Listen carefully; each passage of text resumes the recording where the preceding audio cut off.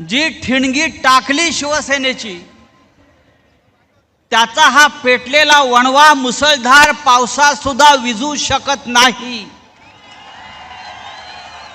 या संपूर्ण देश पाहतो आहे। आतापर्यंत नेत्यांची भाषणं व्हायची आणि मग पाऊस पडायचा। या इथे पाऊस वादळ असताना सुद्धा हा मेळावा आपण करतो आहोत आणि हजारोच्या संख्येने आपण इथे जमलेला आहात।